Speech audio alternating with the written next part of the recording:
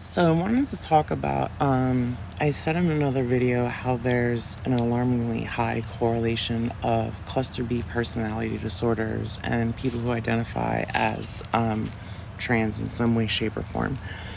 And again, the only cluster B personality disorder I really have familiarity with is borderline personality disorder, because that's mine. But one thing is, I was just kind of like looking and reading and stuff, and this is just my own observations, so this isn't anything like factual. But what I've realized is it seems objectively to me that a lot of the typical cluster B personality disorders that we see, first, it means that they're trained. Like, you're not born with it. It means that something happened to you. Typically those all were around like your family structure, how your parents were treating you, close interactions where you assaulted, like, in my opinion, they were very personal between the victim and the person doing the behavior. So a lot of the things that happened to me, while people may have even conceptually known what was happening, they weren't actually seeing it. And one thing I notice as we see a lot of this younger generation, and so I was millennial, born in, saw chat rooms emerge, then forums, then social media. If you think back, people used to just go crazy, like, I'll kill you, and like, there was no rules, no regulation.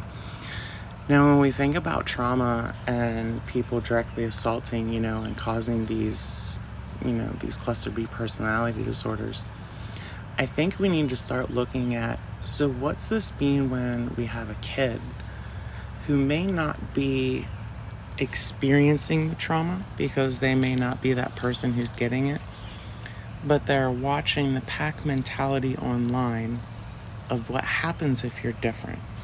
I think that's a different kind of trauma. I don't know. I feel like it's something that's new that probably isn't even studied. But I don't know if maybe there's a new emerging cluster B personality disorder type that's coming about from this new mechanism of putting trauma on people.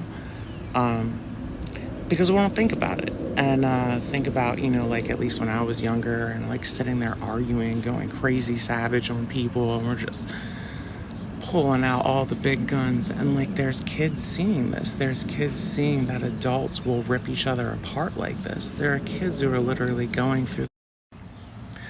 So I think while they may be not, firsthand having it happen to them, that still is significant enough. And then I think the problem is you start seeing that weird tribalism start happening online. So while I kind of agree with these people and I don't want to be made fun of, so I'll adhere 100% to this pattern so I have enough support to fight this pattern.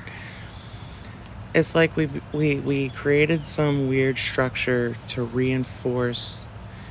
On a social level, it's like we're trying to deconstruct tribalism and be more like, hey, I see you're different than me, but I don't think that means you're something different.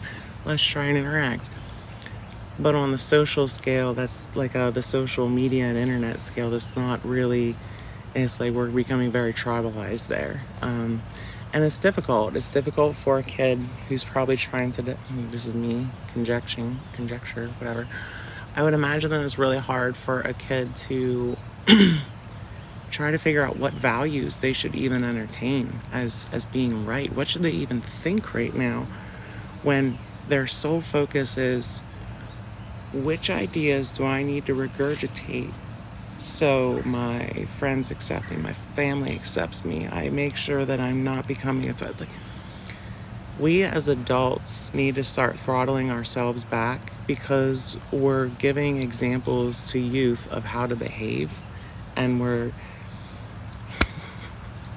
we gotta start doing better ourselves as well. Peace.